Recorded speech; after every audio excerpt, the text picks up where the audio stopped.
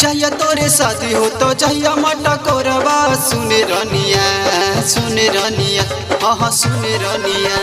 चाहिए तोरे शादी हो तो चाहिए मटा कोरबा सुने रनिया हाँ सुने रनिया।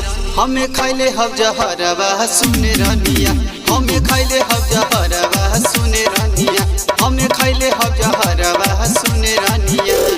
हमारा के छोड़ी जमी अपन ससुररिया सुने रनिया आहा सुने रनिया। हमें खाइले हब जहरबा सुने रनिया, हमें खाइले हब जहरबा सुने रनिया, हमें खाइले हब जहरबा सुने रनिया।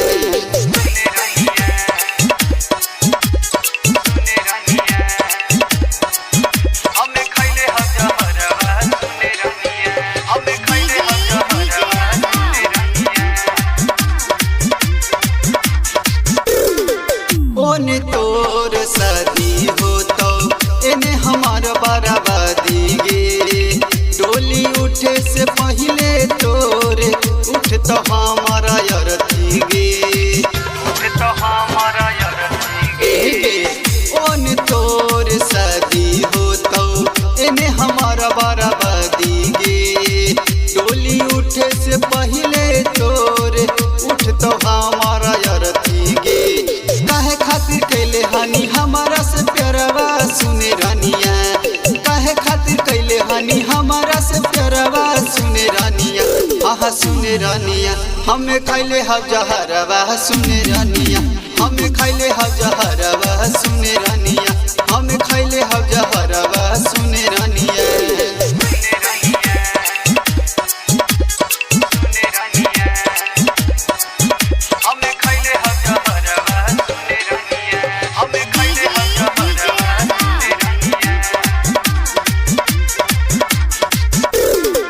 राइटर राजेश राहुल कर तो नहीं माफ गे।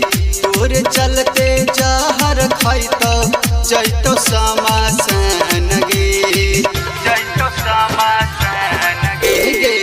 राइटर राजेश अनुज कर तो नहीं माफ गे।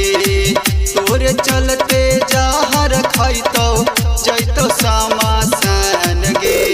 तोरा हमें पावे लगी का कान कैलिया सुने रनिया, तोरा हमें पावे लगी का कान कैलिया सुने रनिया आहा सुने रनिया। हमें खाइले हब जहरबा सुने रनिया, हमें खाइले हब जहरबा सुने रनिया, हमें खाइले हब जहरबा सुने रनिया। गरिमा रिकॉर्डिंग स्टूडियो गुजरात।